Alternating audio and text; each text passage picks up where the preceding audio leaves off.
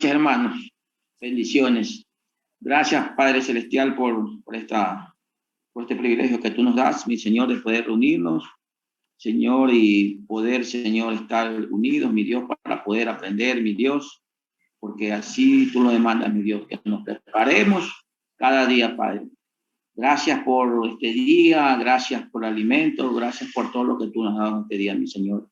Perdónanos, Señor, si de alguna manera te hemos ofendido, mi Dios. Te lo pedimos en el nombre de Jesús, mi Dios. Y que todo lo que hagamos en esta noche, Señor, sea para la gloria y la honra de tu nombre, porque nada es nuestro, mi Dios. Todo tú nos das, mi Dios. Y gracias por proveernos, mi Dios, la sabiduría. Gracias, mi Dios, por poner también al maestro, mi Dios, a nuestro pastor Luis Cadena, mi Dios, maestro, para que nos pueda enseñar. Padre, bendice a cada hermano, mi Dios, que está dispuesto, Señor, aquí conectarse, para que sea iluminado por tu palabra, mi Dios. Te doy gracias en el nombre del Padre, del Hijo y del Santo Espíritu. Amén y amén. Amén. Bueno, esperamos creo que a partir de la próxima clase vamos a tener 3 alumnos más, tengo entendido, y esperamos que se conecten.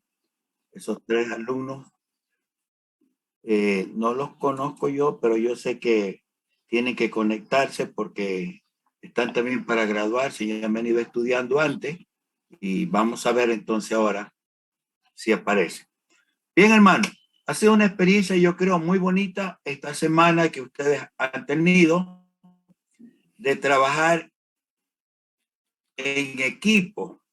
Yo espero que hayan trabajado en equipo, porque es muy importante que aprendamos a trabajar en grupo.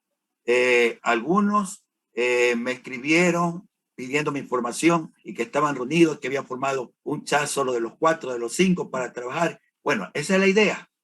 Esa es la idea, que aprendan a trabajar siempre en equipo.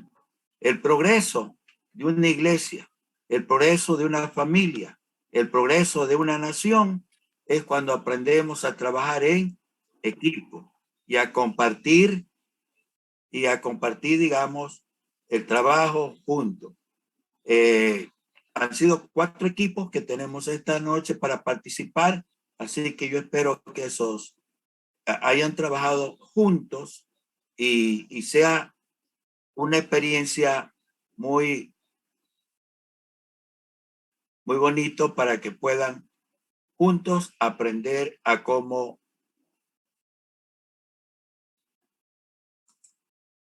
para que puedan, digamos, juntos compartir, aprender.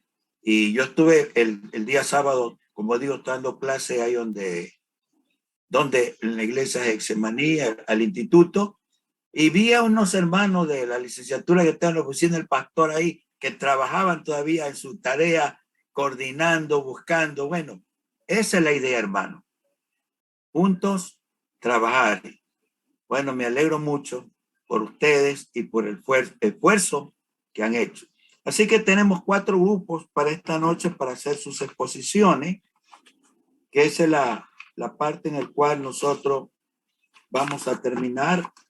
Y como yo le dije, el trabajo junto hará que sea muy interesante y así podemos ver cuánto están rindiendo y juntos hacerlo la mejor cosa para el Señor. El primer grupo tiene que ver con el judaísmo. Y en el primer grupo son los hermanos de la iglesia 9 de octubre, los que ingresaron allí.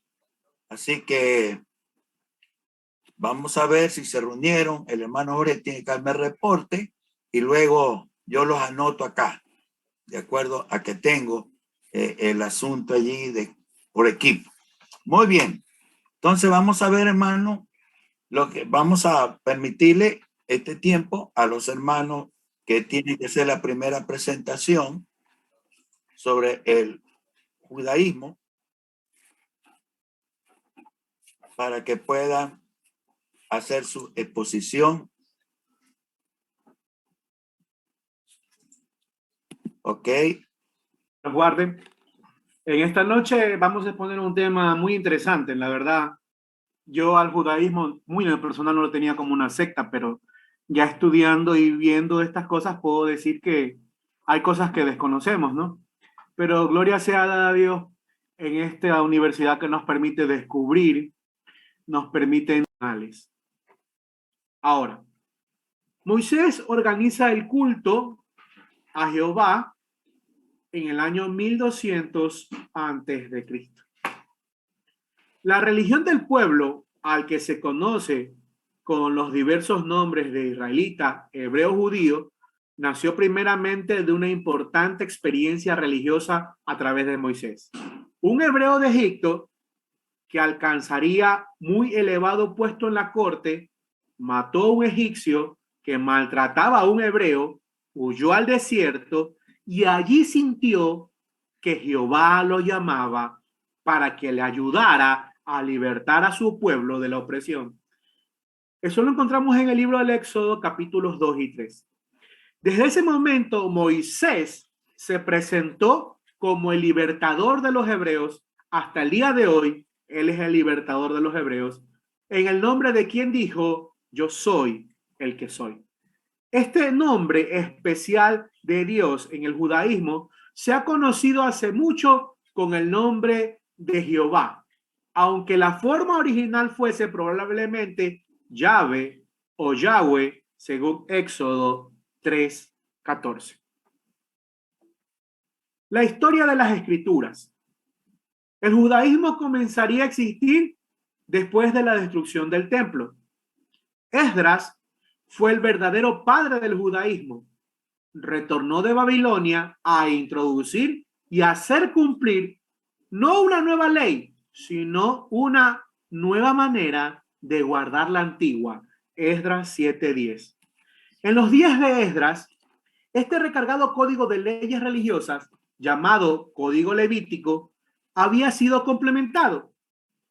Está disperso en las partes legales del Éxodo, el Levítico y los Números.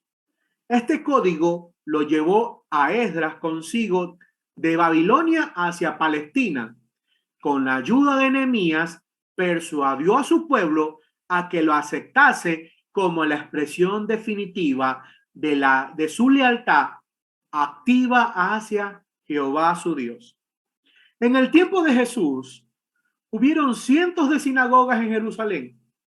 Alrededor de los 90 después de Cristo, los fariseos pretendieron excluir a los que consideraban herejes, a los cristianos hebreos de las sinagogas.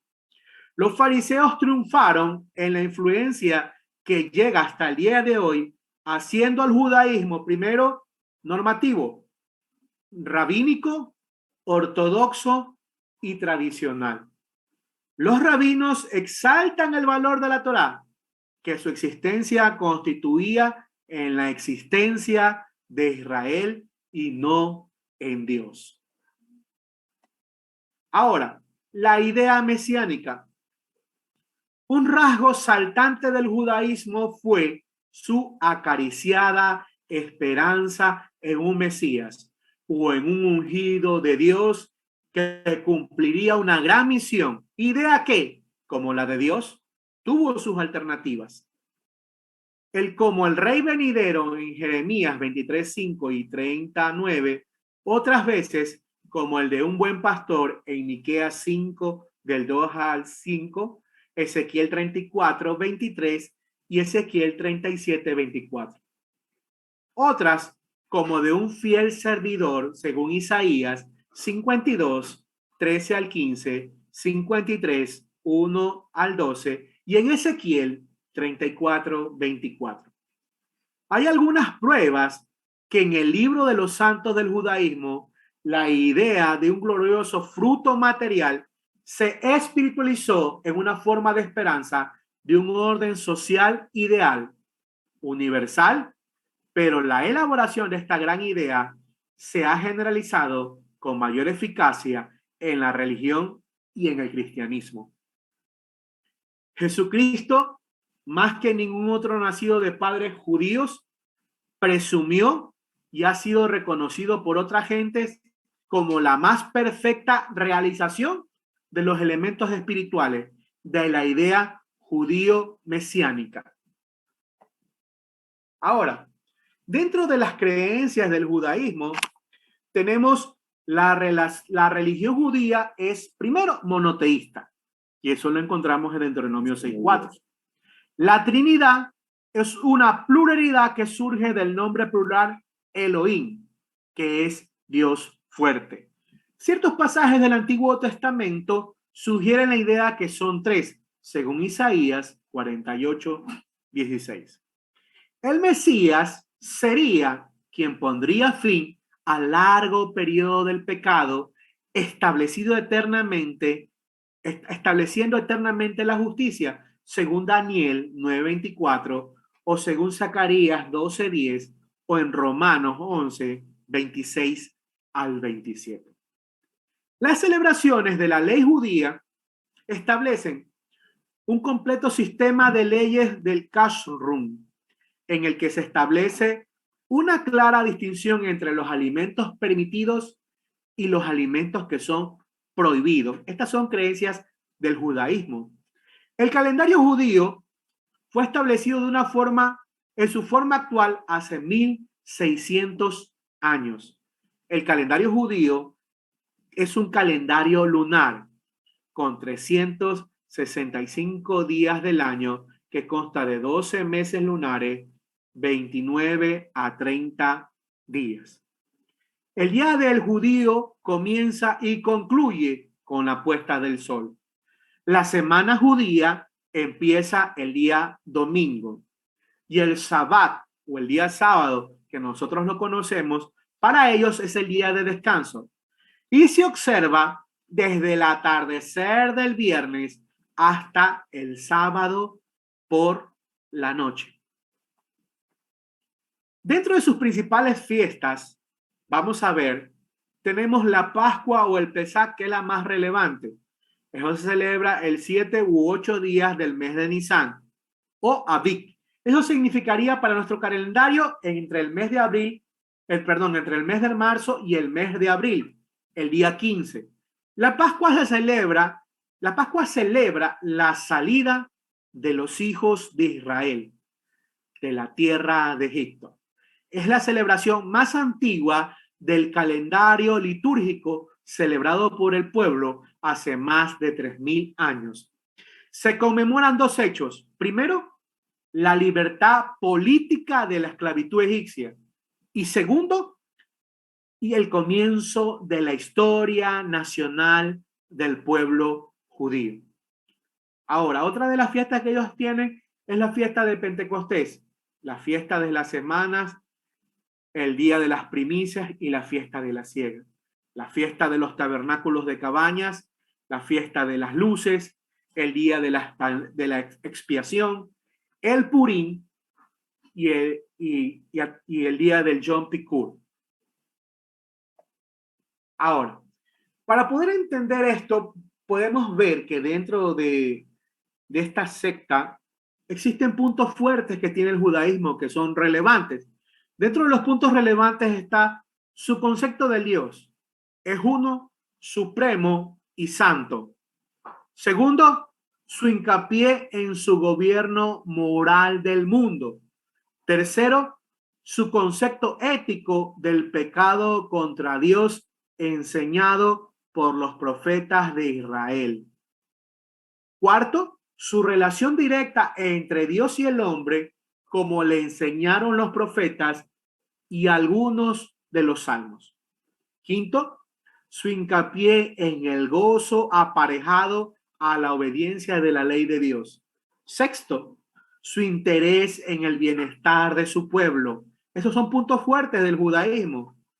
Séptimo, su interés en la pureza de la vida doméstica. Octavo, su preocupación por la educación religiosa desde la juventud.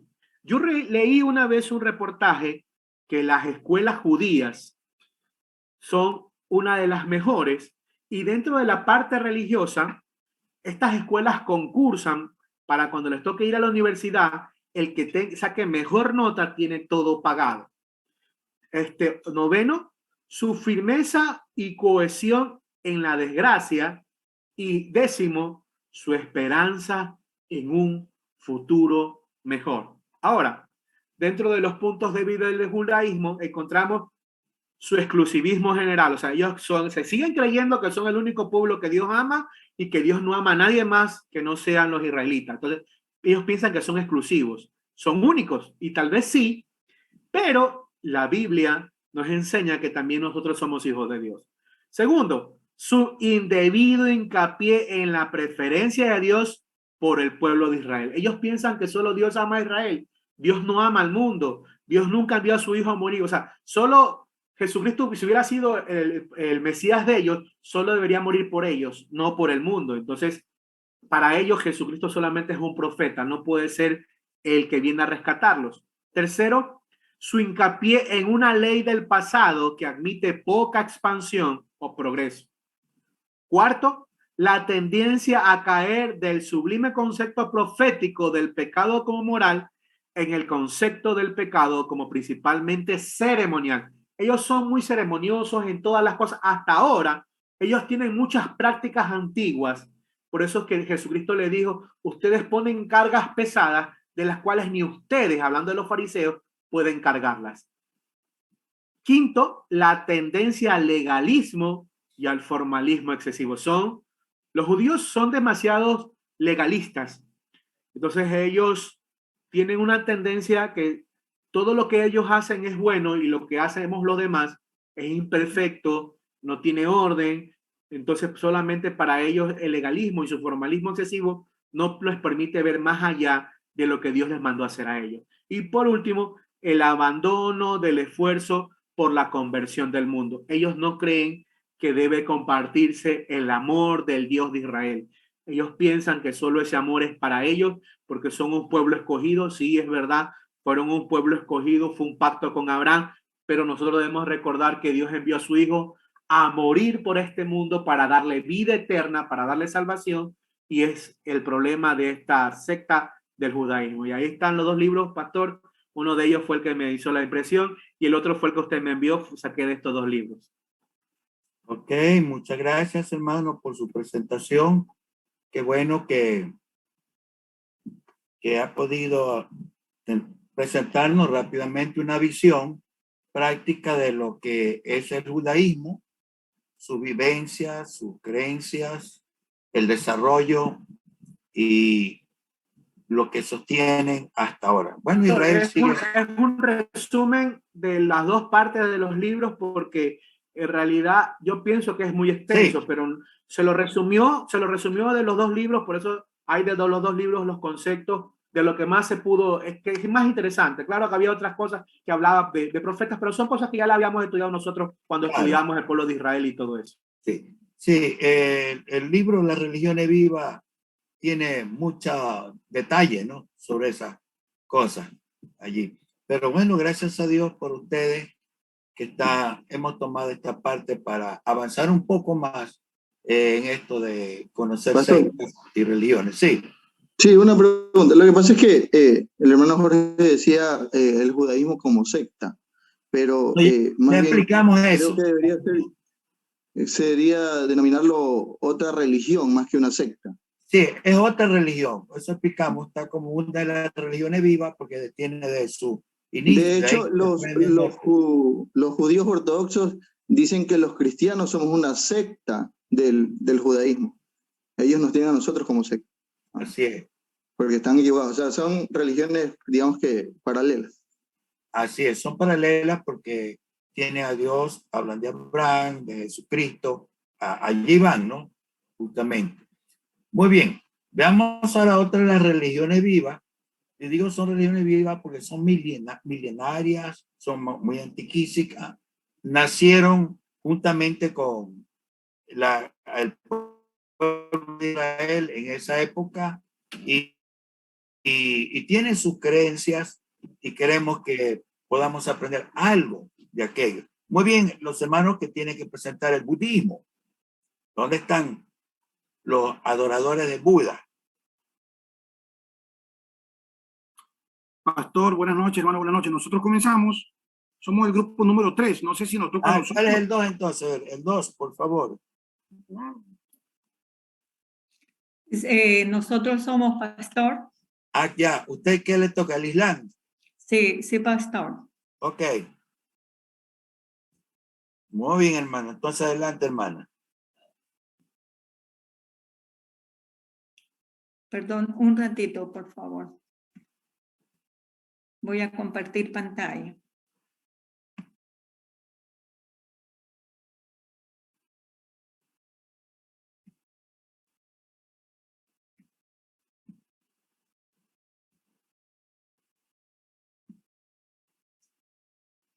Ahí estamos.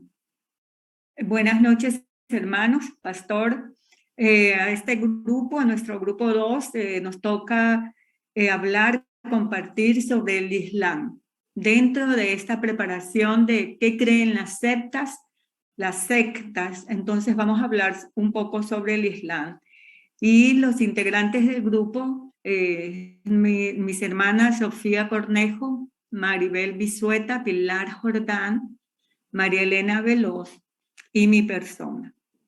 Y vamos a ver entonces que el Islam, en qué consiste, porque el Islam es algo muy subgéneris en esta época, hermanos. Hace un momento escuchábamos lo que es el judaísmo o los judíos, y ellos han perdido totalmente el interés en convencer al mundo de que ellos están en la verdad. Ellos no tienen ese interés. Y es totalmente contrario al Islam. El Islam es una religión de mayor crecimiento en los últimos 50 años. Contribuye el bloque de personas más grandes fuera del Evangelio de Jesucristo. Sus adeptos se calcula más o menos en 1.700 millones en la actualidad. El mayor número, hermanos, de pueblos, de etnias no alcanzadas son musulmanas. Y pertenecen también a esa región del globo que viven en extrema pobreza, y ellos son musulmanes.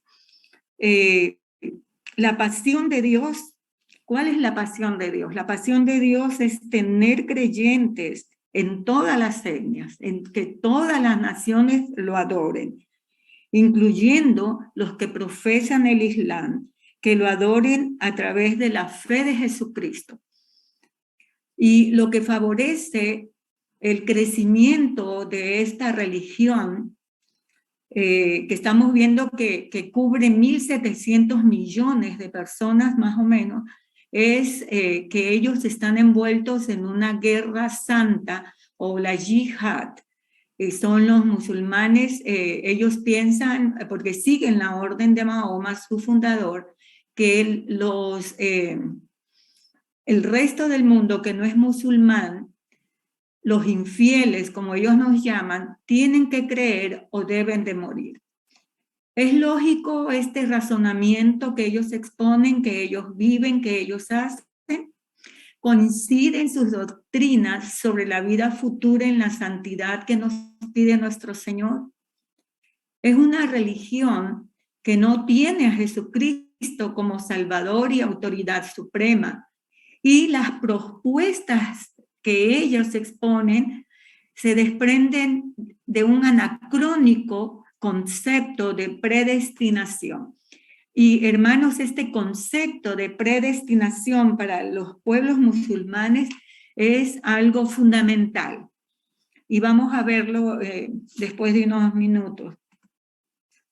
También tenemos, usted también lo tiene en el manual, una reseña histórica que nos presenta al fundador del Islam. Y el fundador del Islam fue Mahoma o Mahomet. ¿Quién era este personaje? Era hijo de un humilde mercader que se llamaba Abdallah. Usted lo tiene también en su manual. Y él nació en el año 570, siglo VI, y murió en el 632, siglo VII después de Cristo. Ahora, el nombre Islam proviene del idioma árabe, hermanos. ¿Qué significa el nombre Islam? Este nombre Islam lo que significa es sumisión total a la voluntad de Alá. No es a la voluntad de Dios, sino a la voluntad de Alá. El Dios que está ahí con mayúscula, hermana, no es el Dios de los musulmanes. Ellos se denominan a sí mismos musulmanes, son creyentes de Alá, tienen esta sumisión total. Por lo tanto, identificarlos con el nombre de maometanos es incorrecto, hermanos, ¿sí? Ahora, dentro de la biografía de Mahoma, conocemos que él se casó con Yadija cuando él era muy joven. Esta mujer era una mujer viuda, rica, pero mucho mayor que él. Ella tenía mucha influencia por su poder económico y tuvo 6 hijos con ella. Y dentro del contexto histórico en que se creó esta religión, en que vivió Mahoma, ¿qué era lo que pasaba? Y un poco, digo yo, miremos lo que pasaba, porque dentro del Corán, una de las cualidades, por llamarlo así, es que el Corán no tiene un contexto histórico, no tiene personajes, pero el contexto histórico en el cual vivió Mahoma sí había un contexto histórico, ¿no? Y era que los árabes, ahí en la península arábica, vivían en una idolatría, ellos tenían muchos dioses, ¿sí? Esto era algo dominante, los árabes eran de esa forma en aquel entonces. Ahora, Mahoma, como lo dice en nuestro manual, tuvo un éxtasis, un profundo sueño, porque la posición económica que él tenía como varón le permitió poder dedicarse a las cosas espirituales porque su mujer tenía mucha plata. Y a eso se dedicaba. En un día, cuando él salió de la Meca, acostumbraba a irse a meditar a unas cuevas y se le aparece el arcángel Gabriel, cosa que sucedió en repetidas ocasiones, y él le daba las revelaciones por las noches y al día siguiente él iba y se las contaba a sus seguidores y ellos la escribían. Ese núcleo que estaba alrededor de él era quien escribía las visiones que él tenía. Él se convenció a sí mismo, alguien también se lo dijo, de que él era el profeta elegido por Dios. Él se autodenomina como profeta. Él cree que tiene la responsabilidad de reformar esa religión árabe que había en ese tiempo, esa vida social del pueblo árabe, y tenía una muy superficial idea de lo que era el judaísmo y el cristianismo. Pero la tradición dice que Mahoma estuvo en Jerusalén, que conocía los escritos de aquel entonces, que era toda la Biblia, estamos hablando del siglo VII. Pensó entonces que debía de cambiar el monoteísmo judío, porque los judíos siempre han sido monoteístas. Y la primera en aceptar sus visiones como verdaderas fue su esposa Yadija. Bueno, menos mal que su esposa le creyó. Y quien más le creyó a Mahoma fue su familia. Su familia más cercana le creyó lo que el ángel Gabriel le decía, sus visiones. Pero la tribu Qureshi, que era la que vivía ahí en la Meca, en donde él habitaba, rechazó totalmente lo que él decía, su pretensión de cambiarlos, porque la Kaaba que estaba ahí en la Meca atraía mucho turismo, mucha gente de afuera, y ellos hacían el dinero con eso. Entonces a ellos no les gustó en ningún momento esto de lo que decía Mahoma. Entonces, de ser el mensajero de Dios, de ser el profeta de Alá, y la tribu Qureshi en realidad se convirtió en los perseguidores de Mahoma. Ellos crecieron bajo la persecución. Mahoma, en una etapa de su vida, porque la vida de Mahoma tuvo 2 fases, y en la primera fase, termina esta primera fase cuando él queda viudo, y luego se casa, y él tuvo más de 2 esposas. Él se casa después de su viudez con una niña de 6 años, y él consuma su matrimonio cuando la niña tenía 9 años. Muchos de los musulmanes dicen que Mahoma era analfabeto, pero la historia demuestra que el 80% de credibilidad, que él sí sabía escribir el árabe. Aproximadamente en esa época, los musulmanes sostienen que se dio la ascensión de Mahoma hasta los cielos. Él primero va a Jerusalén, sube los 7 cielos hasta llegar a la presencia de Alá. Y qué bien que ahí, hermanos, el autor del manual, del libro, no del manual, nombra a Alá, porque el musulmán no te habla de Dios. Ya vamos a ver después cómo dicen Dios cuando saben que su Dios es Alá, que no es nuestro mismo Dios. Una de las celebraciones más importantes que tienen los musulmanes es la Égira. ¿Qué es esto de Égira? Es cuando Mahoma tiene que huir de la Meca, y esto sucedió el 16 de julio del 622 después de Cristo, y el calendario musulmán, hermanos, toma esta fecha como el año 0, cuando él abandona la Meca, que significa Égira, que significa huida, deja la Meca, porque él tenía sentencia de muerte, a él lo iban a matar, porque no estaban de acuerdo con lo que él estaba enseñando. En realidad, Mahoma, como un predicador, él no convenció a nadie más que a su esposa y a su familia más cercana. Esta fuga de sus perseguidores de la Meca, y él encontró refugio en la ciudad de Medina. Allí está lo del calendario. También en este momento, hermanos, voy a dejar de compartir en esta reseña histórica y voy a poner un video, hermanos.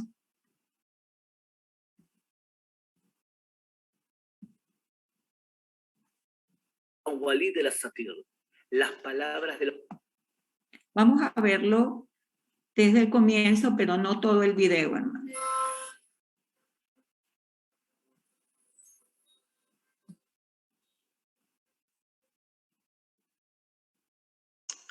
No se ve el video, hermana. No se ve. Hoy, gracias. Tiene que compartir, ¿no? Nace en una población... Perdón, no compartí el video. No compartí. Arábiga, conviviendo con 2 religiones monoteístas ya existentes que le influyen. Los clanes que deambulaban... Voy a empezar nuevamente el proceso. Antes de la llegada del Islam, vivían en la confusión.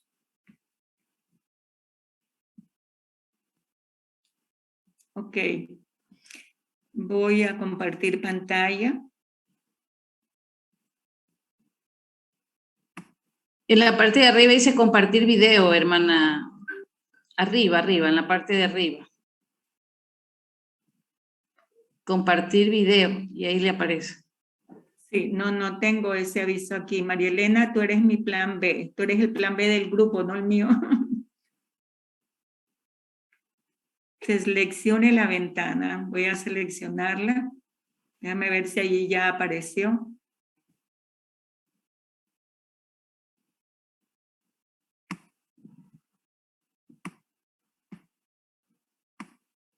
Avíseme, hermana, si lo están viendo, por favor.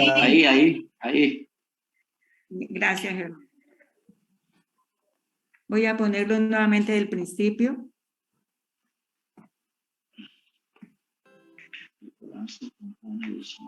¿Sí está bien ahí? Sí, pero no tiene audio, hermana. Sí, ahorita empieza el audio. El Islam nace en una población árabe parlante. ¿Están escuchando? Y de culturas que vivían en la península arábiga, conviviendo con 2 religiones monoteístas ya existentes que le influyen. Los clanes que deambulaban por la región durante principios del siglo VII, antes de la llegada del Islam, vivían en la confusión barbárica o la falta de un solo Dios, un periodo de tiempo negativo que se conoce en la historia islámica como Jahiliyah. Durante estos días, habitaban en la península arábiga 3 grupos que influyeron en la creación del Islam. El primer grupo son los árabes, refiriéndonos a las personas que provienen del desierto, de la Áraba. Ya existía un idioma árabe oral y escrito, aunque la mayoría no sabía leer ni escribir, por lo que se acostumbraba a recordar textos muy largos. Desde el punto de vista religioso, eran paganos, conviviendo entre ellos muchos dioses. Uno de los dioses que era superior a los demás era Allah. A él, el dios Allahu Akbar, es una expresión de este período de la Jahiliya, que se traduce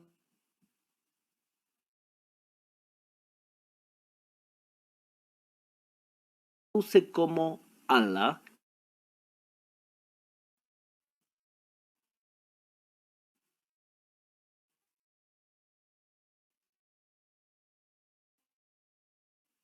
Usted lo que está viendo ahí, si ves que este momento Hermana, del video es la peregrinación, la mía de a caminar alrededor de la Alcaba, y eso es un ritual que perdona pecados, hermanos. El que va a la Meca tiene todos sus pecados perdonados, pero hasta ese momento los pecados que comete después de su peregrinación a la Meca ya no le son perdonados. Por eso el musulmán, entre más adulto, más viejo, más anciano, vaya a la peregrinación a la Meca, es mejor, porque tiene sus pecados hasta ahí perdonados. Continuemos viendo, hermano.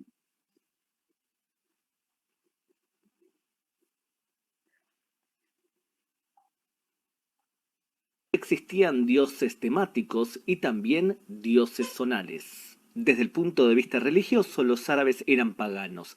A partir del siglo V, comienza un proceso de concentración del ritual religioso. La tribu pagana de Quraysh concentra el ritual de la península arábiga en la ciudad de la Meca, Macca, con un santuario central conocido como Kaaba, o traducido al español, cubo, hacia donde se ascendía en peregrinación una vez al año en el mes 12avo. Para el Islam tradicional, la Kaaba existía 2000 años antes de la creación del mundo en una especie de espuma. Otra tradición afirma que fue construida por el patriarca Abraham y su hijo Ismail, y otra versión dice que cayó desde el paraíso en el cielo, siendo su color negro obra de los pecados de los hombres de la tierra. Las tribus árabes se dedicaban al comercio, aprovechando, como en el caso de los habitantes de la Meca, que estaban situados en medio de las rutas comerciales principales. Debido a que los árabes eran los únicos que sabían criar y domesticar camellos, podían desplazar mercancías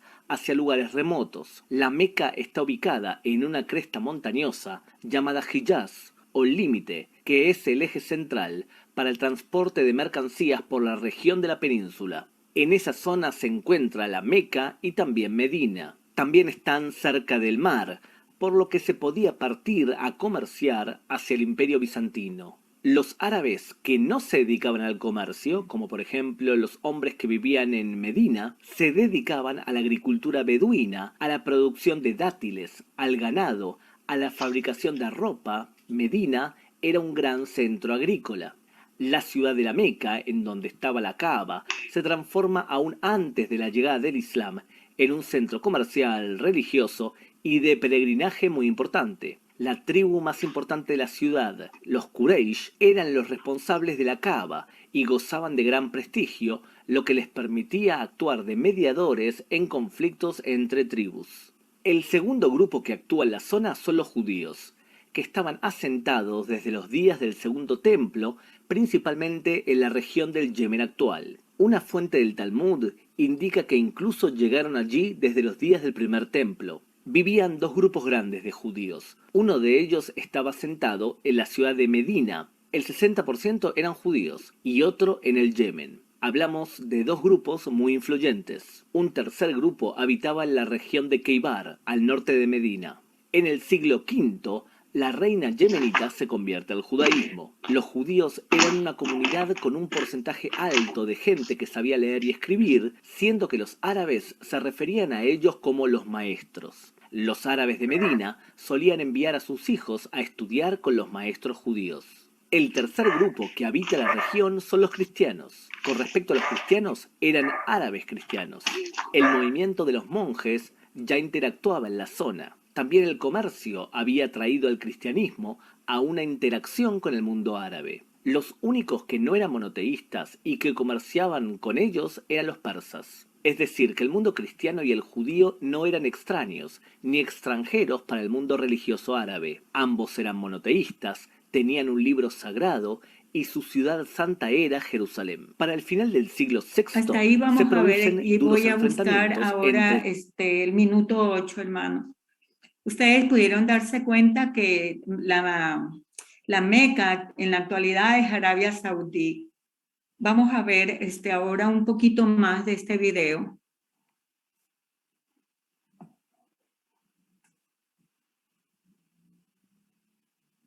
Y tenga usted presente ahora el contexto histórico y veamos ahora esto.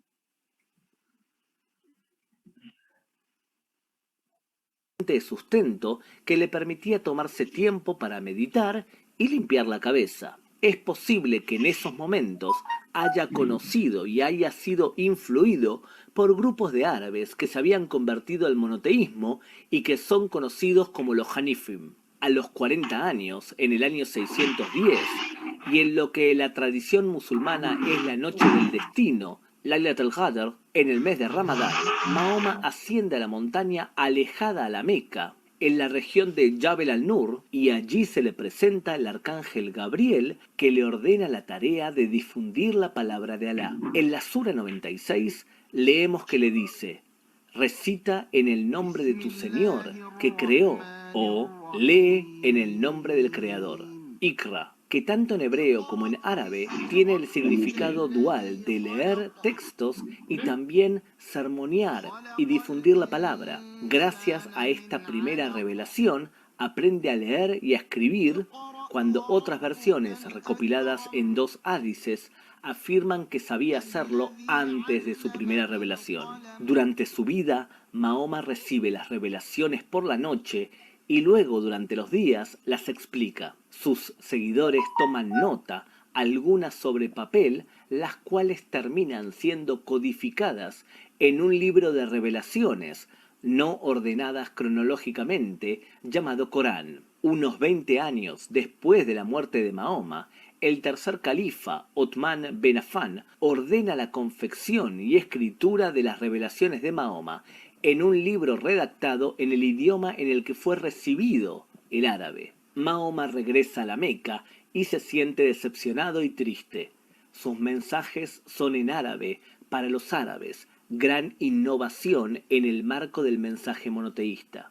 Las personas de la tribu de Quraysh no creen en él. Incluso le dicen que lo que explica es simplemente Awalid al-Asatir, las palabras de los primeros, que está copiando lo que dicen los judíos y los cristianos, una minoría que también habitaba la Meca. La relación con los judíos y los cristianos es ambivalente.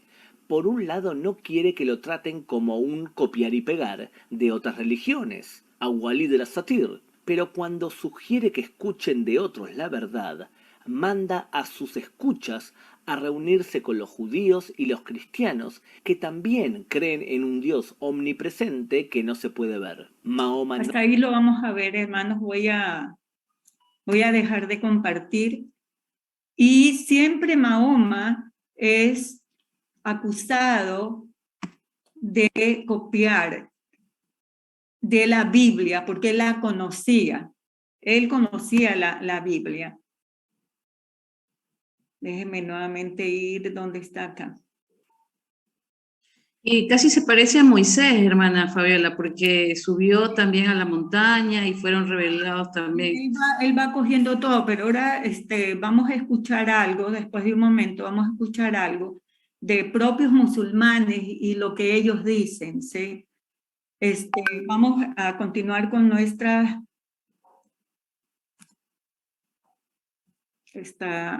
¿Sí están viendo la diapositiva, hermanos? Sí, hermano. Sí, hermana. Ok. Entonces vamos a continuar, porque es que no me quiere cambiar acá, le cuento. Ahí está. Vamos a ver ahora la esfera de los musulmanes. Pero arriba hay algo que necesito leerles, porque el Corán es contradictorio. La palabra Corán quiere decir algo que tiene que ser recitado, cantado, una vez tras vez. Algo de eso veíamos en el video. El Corán no es leído, hermanos. El Corán es cantado. Usted cuando puede entrar a una mezquita, usted va a escuchar, va a ver solo varones y los va a ver cantando, recitando el Corán, porque eso es lo que significa Corán.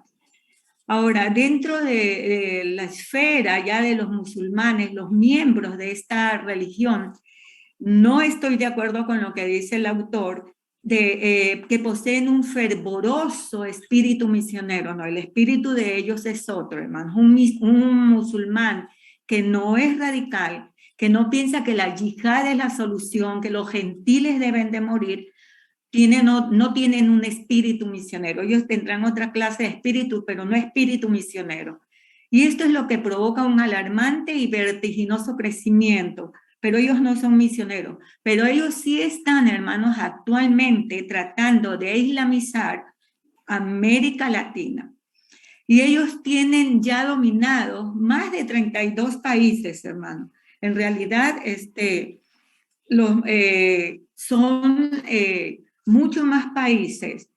No todos los países que viven el Islam son árabes ahora, porque vimos que cuando se inició el contexto histórico, cuando se inicia el Islam, eran eminentemente árabes. Por eso el Corán es en árabe y no permitían hasta hace poco que sea llevado a otro idioma. El país más grande de musulmanes, hermanos, es Indonesia y no es árabe. Estos países van desde el norte de África, Asia y Europa también, hermanos. Inglaterra, para el año 30, las estadísticas señalan que Inglaterra va a ser totalmente musulmana. Ahora, a un seguidor musulmán se le obliga, no solo que se le obliga, sino que se le controla, porque acordémonos de lo que quiere decir la palabra musulmán, totalmente, no tiene voluntad. Él va a hacer solo lo que dice el profeta y su Dios Alá. Se crea, tienen doctrinas básicas, tienen pilares de fe, hermano, porque ellos los llaman así. Los pilares de la fe de los musulmanes son 5. Ellos, en cuanto a Dios, ellos son monoteístas. Y también ellos no llaman omnipresente, sino omnividente, omnisciente y omnipotente. Ellos creen en las doctrinas de musulmanes en los ángeles. Ellos tienen esa doctrina, es fundamental para ellos. Y el ángel principal es Gabriel, el que se le apareció a Mahoma. Y él, según Mahoma, fue el que le dijo que él era el último profeta. Y el musulmán, hermano, sostiene que en Deuteronomio, cuando Moisés escribe que va a venir un último profeta refiriéndose al Señor Jesús, ellos dicen que ese profeta es Mahoma. Entonces, ahora estamos en la segunda fase de la vida de Mahoma, cuando él ya deja de ser un predicador, regresa a la Meca, inclusive en Medina, mientras estaba en Medina, él se convierte en un político, en un, déjeme decirle exactamente, él es un político caudillo espiritual. Él ya no predica el Corán, lo leen, lo infunde, sí, pero lo suyo es una persona ahora totalmente intolerante. Él es un estadista muy diferente al Islam cuando él comenzó esto. Él extermina tribus árabes, judías, y lo peor es que él crea una legislación, hermanos, Y esa legislación todavía, lógicamente, los musulmanes lo tienen. No es doctrina, es legislación. Y lo que yo puedo sacar un poco más importante es, y también en algunas shuras del Corán se lee que el profeta Mahoma les da autoridad al esposo para que pueda golpear a la esposa. Y lo dice de una forma muy clara. Y esto es legislación también. Esa es en la segunda fase de la vida de Mahoma, cómo cambia, ¿sí? Los 5 pilares, nosotros tenemos esto lo sacamos, hermana, el grupo del manual, y aquí está toda la historia de Mahoma, toda la historia, con los años, a los 40 años de edad, experimentó su llamado profético a través del ángel Gabriel, ¿sí?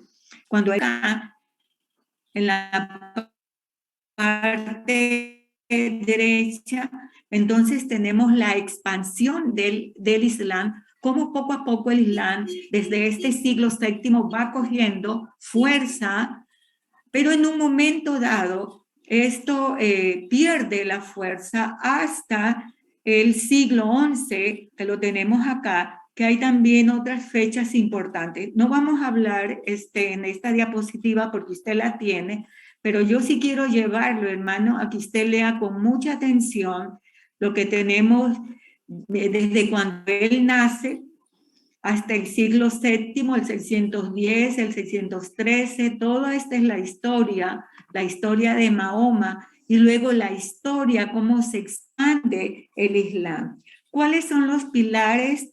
Los pilares de la fe de ellos, son 5. El Shahadat, que es el credo del Islam. Cualquier musulmán, hermanos, lo único que quiere es que usted haga la profesión de fe. Y la profesión de fe de un musulmán es esta: yo creo en Alá y en Mahoma, que es su único profeta. Perfecto. Si él logra que usted diga eso, usted ya es un musulmán. Y ese es el primer pilar de la fe. Luego viene el siguiente pilar, que es el Salat. El Salat Shu, que es la oración desde la mañana en el amanecer. El Salat Shur es a las 12 del día.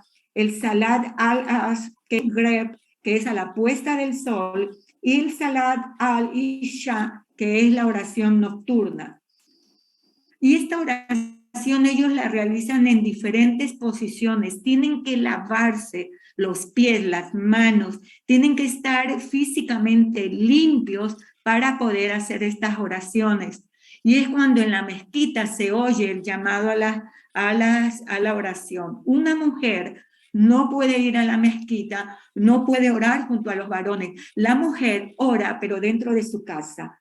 El día viernes es un viernes de oración muy especial y se llama la Juma. Luego el tercer pilar es el ayuno, que ellos celebran en Ramadán. Y en el Ramadán, que es durante un mes, su corazón está abierto y es cuando uno más ora por ellos para conversión. Luego viene el zakat.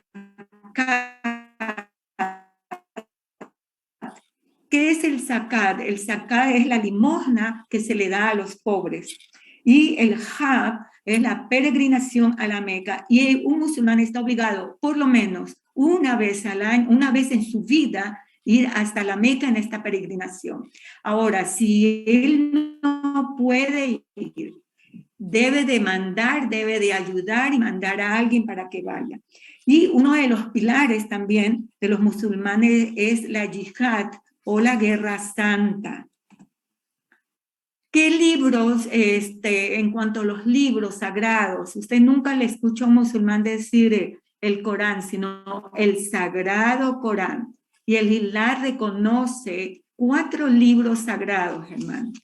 La Torá, ellos no tienen ningún problema con la Torá. El único problema que el musulmán tiene con la Torá es cuando Abraham lleva a Isaac al holocausto que Dios le pidió, y ellos dicen que no fue Isaac, sino que fue Ismael a quien Dios le pidió a Abraham que llevara, y Abraham obedeció y llevó a Ismael. El sabur son los salmos, hermanos, pero el sabur, ellos no reconocen todos los salmos, sino solo los salmos que escribió David. El Injil son los evangelios. Ellos creen en los evangelios, pero ellos no le dan la categoría, podríamos decir, ellos no creen que Jesús es el Hijo de Dios. Y definitivamente el Corán, que para ellos es el libro sagrado. El profeta de los musulmanes es Mahoma. Pero en el Corán figuran profetas que tenemos nosotros en la Biblia, nombres que nosotros tenemos en la Biblia, pero sabemos que no son profetas. Y es Adán, Noé, Abraham, Moisés, David y Jonás. Ellos comen el irreverente atrevimiento de inferior. Ellos no creen. Hermanos, y a un musulmán desde niño se le enseña una y otra vez, y con la Biblia, hermanos, se le enseña que Jesús no es el Hijo de Dios, que Jesús no es sino un profeta inferior a Mahoma. Ellos tienen escuelas coránicas en donde los niños van desde muy temprana edad. En cuanto a los tiempos finales, ellos creen en dos destinos: el cielo, el paraíso, que es un lugar que consiste mayormente, es en un placer sensual. Para el musulmán, inclusive, hermanos, la salvación, no hay seguridad de salvación para un musulmán. Es decir, ellos no están seguros por su doctrina que ellos van a ir al cielo. El infierno, ellos tienen cierto esto, de que hay un infierno que es un lugar de tormento destinado para los que rechazan a Alá y a su profeta Mahoma.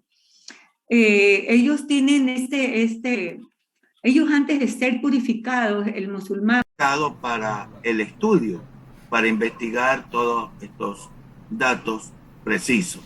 Muy bien, tenemos el último grupo que tiene que ver con el hinduismo. ¿Y quiénes son los que forman el grupo? Que no sé quién está al frente. Yo, pastor, Rocío Mendoza. Ya un ratito. Rocío Mendoza, ok. Adelante, hermano. Un minuto, yo creo que ahí ya se ve. No quiere salir. Acá. Ábrale más la pantalla. Sí, ahí. Espérenme un ratito. Ahí está, listo. Sí.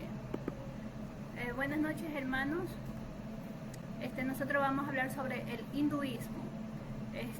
Los integrantes son el hermano Gabriel Bravo, Ana María Quinapayo, Kelly Campoverde y la hermana Leila Peralta. Vamos a ver primero qué es el hinduismo. El hinduismo es un sistema religioso originario de la India. Está conformado por una extensa diversidad de tendencias. Sus elementos fundamentales son la creencia en el Brahma como principio supremo universal, el karma, la reencarnación y la liberación. El término hinduismo proviene de la palabra. Cierren el micrófono, por favor. Cierren los micrófonos. Gracias. El término hinduismo proviene de la palabra hindú, una adaptación persa. Elisita, cierra el micrófono. Kelly. Aquí vemos en el mapa, ¿no es cierto? Aquí está el Valle del Indo. De aquí es donde proviene, a partir del siglo XIX se le agregó el sufijo ismo para añadir la palabra hinduismo. Para designar el conjunto de valores, creencias, prácticas religiosas de los pueblos del Valle del Indo. Aquí vemos, si ustedes ven aquí en el mapa, lo que pueden ver es el Valle del Indo y está aquí, Alguien tiene un micrófono. Espera un ratito, hermano. Hola. Kelly, por favor. Hola. Cierra tu micrófono, Kelly. Hola. Hola. Hola. Cierra el micrófono, Kelly, por favor. Gracias. Ok, sigue, hermana. Ya, gracias. Otra cosa. Esta creencia dice que todo lo que el hombre puede ver, todo lo que el hombre es meramente temporal. Creen que lo único importante es el universo que se encuentra más allá de este mundo. Ya, vamos a ver el panorama histórico-social del hinduismo. Actualmente el hinduismo es la religión más antigua y en su lengua original se le nombra como Sanata Dharma y su significado es religión eterna. ¿No? Sus fundamentos básicos están extraídos de los Vedas. ¿Qué son los Vedas? Son los 4 libros sagrados de la India. Están en una lengua sánscrita y son los oráculos revelados por el dios Brahma. Están compuestos por oraciones, por himnos, por ritos, fórmulas de consagración o expiación. ¿No? El hinduismo contemporáneo nace hace más o menos 2000 años. No, pero esta viene del jainismo o hinduismo primitivo. En realidad el hinduismo no se ponen de acuerdo porque unos dicen que está hace 3000 años, 4000 años, otros en las investigaciones que hemos hecho dicen 5000 años, ¿no? Pero el hinduismo contemporáneo, como lo conocemos actualmente, salió hace 2000 años. Esta religión se desprenden filósofos, videntes, santos, profetas, que aportaron al sistema religioso ritos, costumbres y creencias y los rudimentos en la cual está fundada su fe. Aquí el representante más conocido es Gandhi, que nació en 1869, que fue un filósofo indio y un referente mundial de los hindúes. ¿No? Este fue un ícono del movimiento de la independencia de la India basado en la no violencia. De él hablaremos un poquito más tarde. Por medio de ritos, costumbres polifacéticas y mitos de millones de personas, esta religión logró se ha logrado fortalecer a través de los siglos. ¿No? ¿Qué es un mito? Es una leyenda o fábula que nace de una costumbre metafórica que se basa en un hecho real. ¿Qué es un rito? Un rito es un conjunto de prácticas que se realizan en una ceremonia religiosa. No, el hinduismo no tiene un credo común en todos sus seguidores, ya que constan de una gran pluralidad, variedad y multiplicidad de formas, métodos y ritos e ideales. Esto debido a su permanente crecimiento y divisiones. No posee doctrina universal ni formas filosóficas exclusivas. No tiene libros sagrados únicos ni igualdad en sus cultos. Esta religión es un conjunto de ritos, cultos y creencias, ¿no? Difundiendo las enseñanzas de Brahma, que es el dios supremo. Aunque el sistema religioso y social de la India es complejo, sus habitantes obedecen a su estructura, que está representada en sus tradiciones a su dios Brahma. ¿No? Esto consiste en adorar a muchos dioses y a sus encarnaciones, respetar estrictamente las reglas de su propia casta, en cuanto al matrimonio, comida y bebida, ¿no? Reconocer que los brahmanes son indispensables en estos ritos esenciales. Vamos a ver la esfera de los hindúes. Brahma es la deidad creadora, ¿no? Creador del universo, siendo una de las deidades del miembro de la Trimurti. Estas son las 3 formas. La tríada suprema de los dioses, que está conformada por Brahma, que es el dios creador, Vishnu, el dios preservador, Shiva, dios destructor. De estos dioses vamos a hablar más adelantito. a pesar de todos estos dioses, ¿no? Dicen que cada uno de estos dioses es una parte del dios Brahma. Aquí vemos que son los brahmanes, ¿no? Los brahmanes son los sacerdotes de la religión hindú que forman la primera de las castas hereditarias de la India. Constituyen una casta social privilegiada de enorme influencia en la vida política, social y religiosa de la India, ¿no? Aquí vemos una figura, aquí está uno de los brahmanes. El brahmanismo. ¿Qué es el brahmanismo? Es el nombre que se da a la organización social, política y religiosa que partiendo de parte de las Vedas. De los hijos de Brahma nacieron las primeras castas de la India y debajo de estas castas están los impuros o los parias. Los más antiguos escritos indoeuropeos están en prosa. Se conocen como los Vedas, ¿no? Que ya dijimos que eran las Vedas, que contienen apéndices en prosa conocidos como brahmanas, que significan que los sacerdotales, que son una serie de tratados y contienen instrucciones acerca de varios sacrificios y algunas leyendas religiosas. También los Upanishads, que revelan un politeísmo y un culto a la naturaleza. Aquí vemos algunos de los dioses de ellos que son venerados, ¿no? Tenemos Agni, que es el dios del fuego, Indra, que es la diosa de la atmósfera, Surya, que es el dios del sol, Usha, la diosa de la aura, Vayu, dios del viento, Diaru, dios del cielo, Prithvi, diosa de la tierra, Aditi, madre de todos los dioses, Varuna, dios de las aguas. Bueno, ellos tienen muchísimos dioses. Estos son unos de los más relevantes. Ya, estas divinidades son adoradas y alabadas con himnos en su honor. También para obtener favores de estos dioses se les dirigen plegarias y se les brinda sacrificios.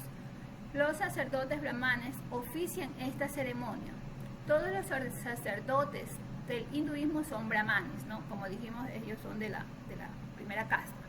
Pero no todos los brahmanes son sacerdotes. ¿Cuál es el deber del brahma? Su principal deber es estudiar los Vedas, que dan el conocimiento y que liberan al individuo de la servidumbre y lo lanzan al infinito. Y el ceremonial de los ritos sociales y religiosos. Ya. Un brahman debe pasar por 4 etapas para ellos llegar a ser realmente un sacerdote, ¿no? Aquí tenemos las 4 etapas que son el brahman shiri, que es el estudiante, que sigue con obediencia a las instrucciones de su maestro, las instrucciones espirituales de su maestro, que viene a ser el gurú, ¿no? Y debe ser mencionada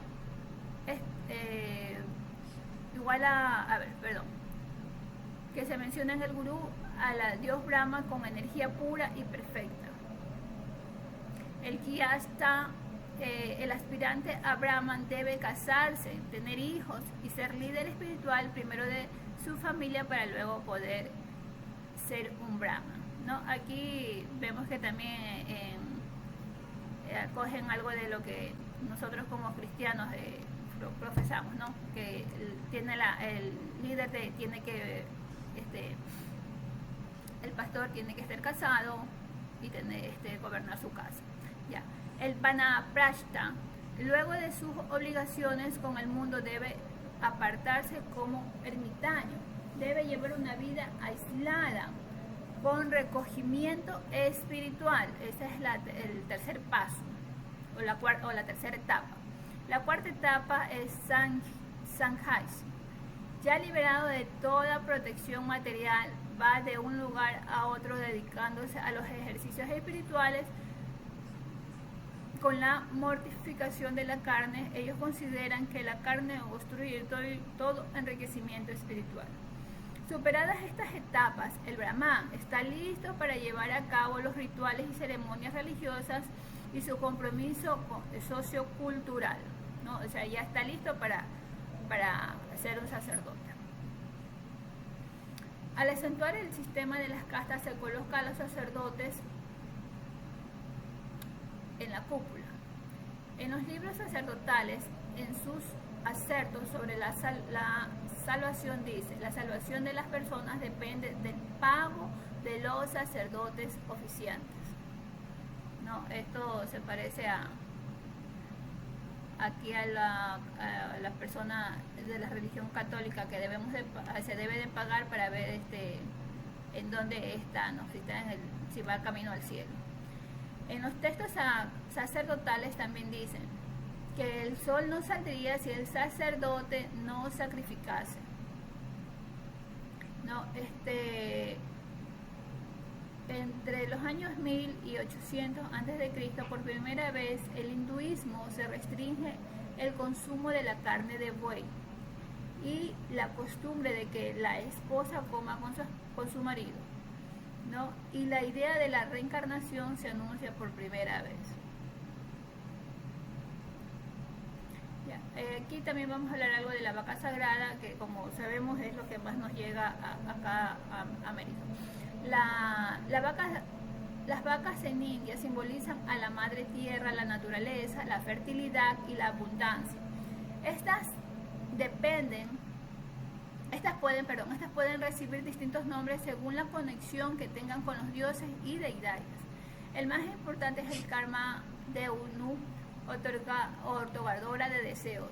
A la vaca de la abundancia como representación de Lakshmi, diosa de la prosperidad. Este animal tiene el poder de conceder todos los deseos y es sagrada por su generosidad hacia los humanos. La vaca sagrada aporta 5 productos esenciales para la vida, como es la leche, la mantequilla, el yogur, la orina, que de la orina ellos tienen una industria que dicen que es medicinal, el orina de la vaca, y el estiércol, que es lo utilizan como abónico y combustible. Estos productos anteriormente eran la base de la economía de este país. Además cogen a la vaca también para poder labrar la tierra. Nunca debe ser sacrificada. Ellos no pueden matar a la vaca porque incluso van hasta presos. Ya. La adoran en 22 países, 22 ciudades de las 29 que son pertenecientes al país de allá de la India.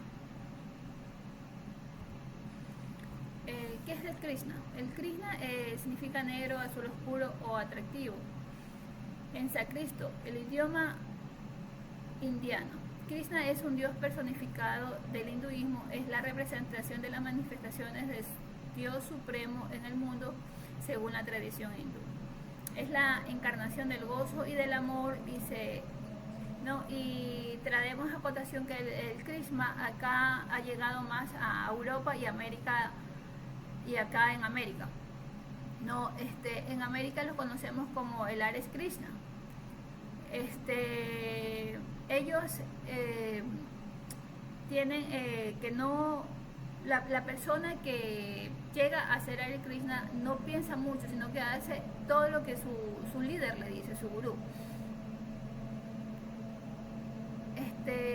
Ellos oficialmente no aceptan que el Hare Krishna sea parte del hinduismo, ¿no? Porque la persona que vino acá a América a fundar, digamos, del Hare Krishna por medio del dios Krishna, era que hablaba inglés y empezaron allá en América del Norte, ¿no? Entonces en el hinduismo no lo reconocen totalmente, pero aquí se está dentro de lo que es América, e incluso aquí en Guayaquil creo que casi todos hemos visto a lo que es el Hare Krishna. Hermano Gabriel. Dios le bendiga. Yo voy a dar la segunda parte. Oh, perdón. Bien, la anterior, por favor. La anterior. Sí. Bueno, vamos a leer, hablar sobre los dioses del hinduismo. Como dijo la hermana Rocío, los hindúes creen en muchos dioses, son politeístas. Ellos tienen un panteón donde adoran a cualquier cantidad de dioses. Los dioses se han reproducido entre ellos y han creado nuevos dioses. Pero más adelante vamos a hablar un poco de la doctrina hindú. Prácticamente entre todos los hindúes reconocen 3 dioses importantes. Entre ellos tenemos al dios que está aquí, que es Brahma. Brahma es el dios creador del universo, el supremo y miembro de la Trimurti, la triada conformada por Brahma, Vishnu y Shiva. Según un mito hinduista poco difundido, los 3 dioses surgieron del huevo cósmico puesto por la diosa Amavaru. Por ejemplo, esta aquí es una leyenda que tienen ellos, pero a su vez hay otros hindúes que tienen otra leyenda de que existe un poder cósmico universal que llaman Brahman, y ese poder cósmico universal creó de la nada un huevo, y del huevo se rompió y salió el dios Brahma, y que comenzó a crear los planetas, los soles y las constelaciones, etc. Bueno, es muy característica de este dios Brahma que tenga 4 brazos, 4 cabezas, está sentado en una flor, o también lo representan sentado en un cisne. También la hermana Rocío habló de las castas, que lo voy a explicar más adelante. Se dice que de este dios también salieron de la boca, de los brazos y de las piernas y de los pies las 4 principales castas del hinduismo. La religión del brahmanismo. El brahmanismo es la religión de los antiguos hindúes que constituye el desarrollo futuro del vedismo en la fase en que se establece la sociedad de esclavos. Él fue quien dio el marco religioso de la desigualdad social a la imperdonable división de castas e hizo que la posición sagrada estuviera llena de privilegios para los sacerdotes. Se dice que el brahmanismo es una de las religiones más antiguas e importantes de la India. Se originó hace unos 3000 años y se deriva de la religión védica como resultado de las tendencias mostradas monotista de los Vedas. Bien, como les dije, hay muchos dioses entre un grupo de hindúes que adoran a este dios Brahma. Está el brahmanismo. Siguiente. Bien, características del dios Brahma. Dios Brahma es el creador del masculino declarado, es el dios creador del universo, lo que significa que la encarnación temporal del poder creativo de Brahma. Se dice que es solo un periodo de manifestación del mundo, después del cual desaparece y regresa el Brahma. Bueno, no voy a profundizar mucho en lo que es el Brahman, porque más adelante lo pienso explicar un poco mejor. Siguiente. Los hindúes en sus meditaciones o en sus rituales, cuando adoran a uno de estos dioses, utilizan lo que es el mantra. Y el mantra no es nada más que hacer un sonido con la boca para ayudar a la meditación. Se dice que el mantra es un sincretismo, o sea, la unión de 2 palabras, que significa man de meditación y trae una herramienta. Es una herramienta para la meditación. Y ellos lo repiten para así concentrarse mientras se imaginan su Dios en la mente e imaginan qué favor le quieren pedir. O muchas otras culturas los han adoptado, incluso los psicólogos actuales lo han adoptado porque dicen que les ayuda en la concentración. Pero es un sonido puede ser un sonido simplemente rítmico, o puede ser también pronunciar ciertas vocales. Son cosas sin sentido, pero que a la larga, como se han venido repitiendo, cada dios tiene su propio mantra. Entonces, si van a ver a Brahma, a Shiva o a Vishnu, cada uno tiene ya sus propios himnos, se puede decir, de mantras. Siguiente. Aquí el dios Brahma es considerado el ser más elevado, el dios de los dioses. Se menciona al dios Vishnu y a Shiva con sus manifestaciones, y algunos de sus atributos se les dan a otros dioses. Para la gran mayoría de los hindúes consideran a Brahma como el dios supremo, el que dio origen a todos los demás, y de los cuales estos son sus representantes, de ahí la palabra. Todos los dioses están en Brahma, como vacas es un establo. Se dice que él, como creador, y concibió a todos los dioses y al mundo entero, por lo que dentro de él están todos estos mundos, la representación del universo entero. Brahma es el más grande de todos los seres. El dios Vishnu es conocido como la otra persona que compone la tríada, y esto significa que se le considera inferior al dios Brahma. La actividad primordial del dios Vishnu es preservar y Shiva la de destrucción. Bueno, un poquito más adelante voy a profundizar, pero dando algún preámbulo ahí, Vishnu es el dios que se encarga de la armonía y de que el mundo no se vaya al caos. Incluso Vishnu se puede encarnar en una persona cada cierto tiempo que ve que el mundo se está yendo hacia un desorden, para equilibrarlo y llevarlo al orden. Mientras que Shiva se entiende que es el dios de la destrucción, que prácticamente pasa de vacaciones, se puede decir, porque no hace nada, hasta que llega un momento en que ve que el mundo está en un caos total, lo destruye por completo, creen ellos, y lo vuelve a armar. Entonces están todos estos dioses interactuando en un equilibrio.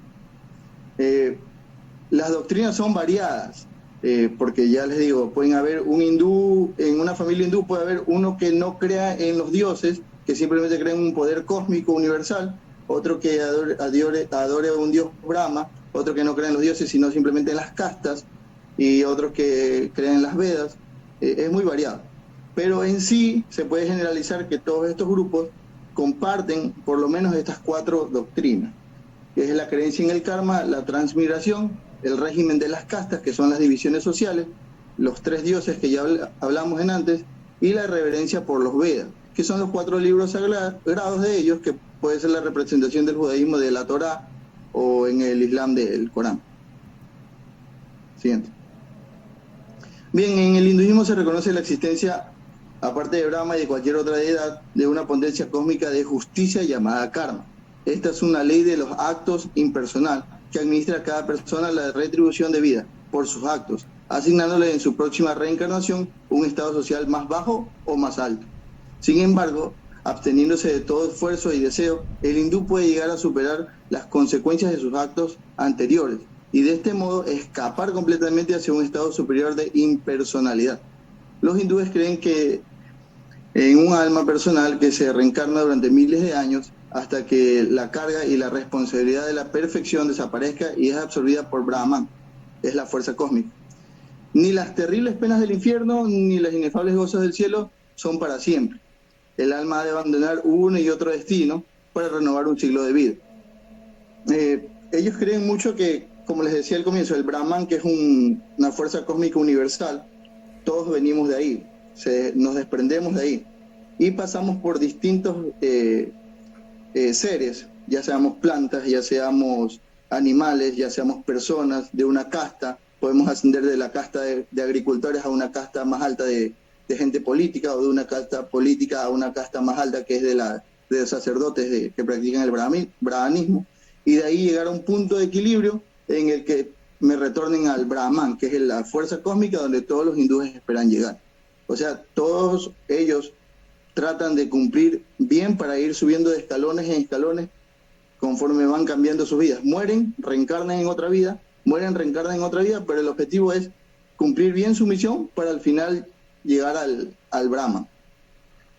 Las castas. Alrededor del 100 a.C., en la India apareció un escrito de gran influencia conocido como las leyes de Manu. Este escrito describía el orden social del hinduismo, basándose en el sistema de castas. Esta colocó a los hindúes en grupos de acuerdo a su vocación. También describía rituales, las prohibiciones y los matrimonios de cada grupo. Ahí están los nombres hindúes de estas castas. Siguiente. Bueno, aquí está un fragmento literal del Masnu, obviamente traducido al español. Nos saltamos a la parte que dicen: los brahmanes les asignó la enseñanza y el estudio, sacrificándose para su propio beneficio y para los otros, dando y aceptando.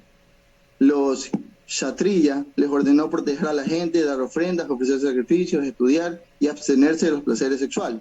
Los vasilla les encomendó cuidar el ganado, hacer ofrendas, ofrecer sacrificios, estudiar. Así hasta los sudras, que es el que tiene que con humildad servir a las otras 3 castas. Siguiente. Bien, bueno, para resumir, como les decían, el Brahmin, que es la casta más alta, la superior, que son los privilegiados. Son los que protegen sus escritos sagrados, que son los Vedas, y en términos generales velan por la seguridad de la sociedad.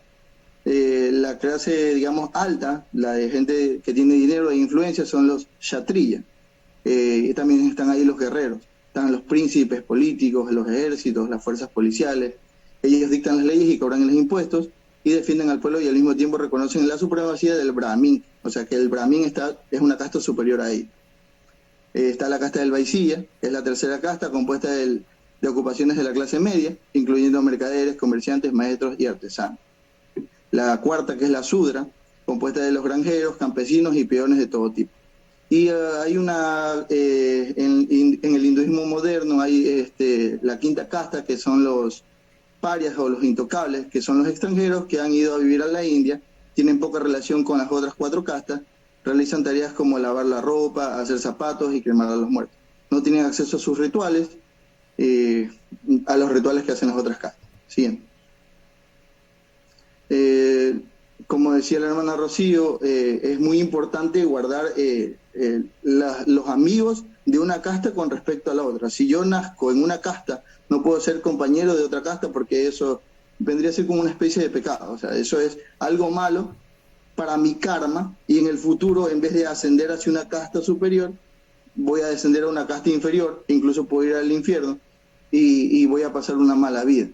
Entonces, no me puedo casar con un miembro de otra casta, tengo que siempre permanecer en mi casta y ser leal a mi casta. Si yo nací en una casta de granjeros, no puedo aspirar a ser un sacerdote, no puedo aspirar a ser un príncipe, un político, tengo que mantenerme en mi casta. Y así con un buen karma, en mi siguiente vida podré tener un ascenso espiritual. Siguiente. Hablamos de Mahatma Gandhi antes. Este crítico tocó el sistema de las castas. Gandhi creía que había un Dios que estaba en el corazón de millones de personas en India y en todas las castas. Él decía que el poder de ese Dios estaba dentro de la gente. Donde hay poder hay verdad, donde hay verdad hay conocimiento y donde hay conocimiento hay felicidad. Mahatma Gandhi afirmaba que uno podía llegar a la verdad o a Dios. Ese Dios es con minúscula, por si acaso. Es el Dios que cree él que puede ser Brahma, a través del amor y la no violencia, aísmo. La familia de Gandhi, y Gandhi perteneció a la tercera casta, Vaisya, y un poco probablemente por eso peleaba por las diferencias entre castas, porque no le tocó una casta privilegiada. Él ya está muerto, falleció en el 48. Siguiente. Nuevamente los dioses, ahí están los Trimurti, ya hablamos sobre Brahma, así que, algo importante de Brahma, dicen que de Brahma sale la casta de los sacerdotes, de los brazos de Brahma sale la casta de los príncipes, de las piernas de Brahma sale la de los campesinos, y la última casta sale de los pies del Brahma. Ya, siguiente. Hablar un poco del segundo dios de la triada de ellos, o Trimurti, que es el Vishnu. Es el dios que reside en el cielo, según ellos, rige en la tierra como sustentador o paladín de todo lo bueno y a veces toma forma humana, como les había dicho. En el hinduismo este es el concepto de avatara, o avatar podemos decirle, el descendiente del dios. Avatar significa que una parte de la esencia divina de Vishnu se encarna en forma humana o animal y a lo largo de la historia han tomado muchas formas, hasta animales. Entre ellas tenemos las más importantes, que son el Rama y el Krishna. El tercer dios de esta tríada es el Shiva, es el más temible y complejo, como les decía, que cada vez que encontraba el mundo en desorden lo destruía por completo y lo volvía a construir. Tiene muchos roles, como están ahí, de creador, destructor, asceta, dios de la fertilidad, etc. Shiva significa eterno ciclo de vida y muerte del universo. Esto no está entre los dioses más importantes, que es Ganesha, pero sí es un dios popular, que muchos de nosotros lo debemos haber visto en las películas, en la serie. Bueno, en la leyenda de ellos, de las tantas, dicen que Ganesha es un dios hijo de Shiva, del tercer dios, el temible, el que destruye todo y lo vuelve a construir. Que Shiva en uno de sus arrebatos le cortó la cabeza a su hijo, y cuenta la leyenda que iba a ponerle la cabeza del primer animal que pasaba por la puerta de él, y en este caso pasó un elefante, y le puso la cabeza del elefante. ¿Por qué es tan popular? Porque si tienen los hindúes problemas o quieren tener mejor economía, entonces tienen que ofrecerle sacrificios a Ganesha, prender velas, rezar un mantra hacia Ganesha, pensando en Ganesha y en lo que le quieren pedir, y les da prosperidad. Por eso es que los hindúes, los que tienen mayor privilegio, los que tienen mejor economía, creen mucho en Ganesha. Siguiente. Bueno, los Vedas, como les había dicho, son los libros sagrados de ellos. Son similares al Corán, o sea, es el libro sagrado de ellas, y están los Vedas de los Salmos, que es el Rig Veda, de las Sagradas Fórmulas, Yajur Veda, de los cantos Samaveda, y de los hechizos Atar Veda. Siguiente. Bueno, como puntos fuertes del hinduismo, la creencia en una realidad suprema, omnipresente, inmaterial y espiritual, animadora de todo fenómeno. La creencia en un conocimiento de lo divino y en la unión con él como la finalidad de la vida. La creencia en una vida futura, cierta, con retribuciones apropiadas a los actos. La creencia en la solidaridad a la sociedad en la que se nace como divinamente instituida y superior al hinduismo. La aptitud para hacer que la religión se penetre con la vida de sus adeptos. La aptitud para mantener unidos tantos grupos de tantos siglos dentro de una unidad social mediante una fe y religión común. Es de destacar y a la vez de criticar las castas que han creado ellos, porque pese a que ha pasado 3000 años, ellos todavía siguen manteniendo la misma religión. De cierta manera, esto de la división de las castas le quitó a ellos eso de pensar en tener envidia hacia el otro, en tratar de superarse a ellos mismos, porque tenían que cumplir el rol de ellos y de acuerdo al karma de ellos podrían ascender en una futura vida. De cierta manera, eso les ayudó a progresar en su cultura.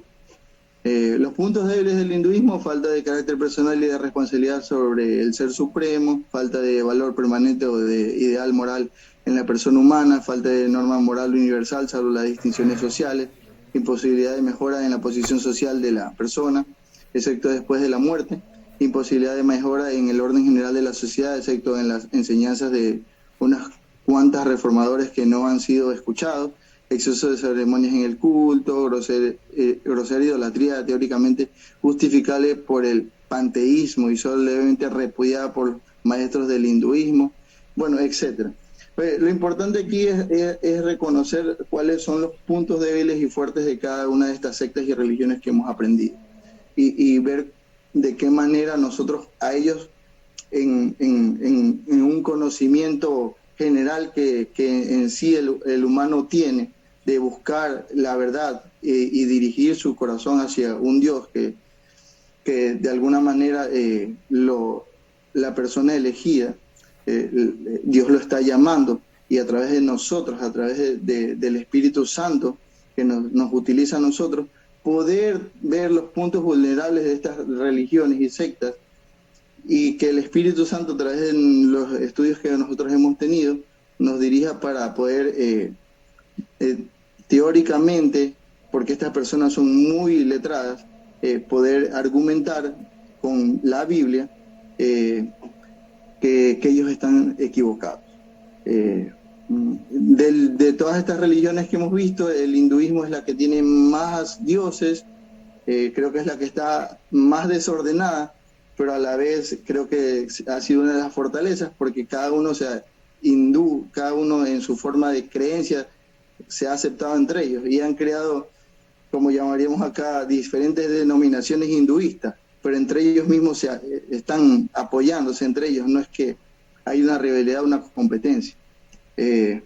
Pero con la ayuda de Dios, cuando tengamos la oportunidad, vamos a poder predicar la palabra a cualquier hindú que se venga en nuestro camino.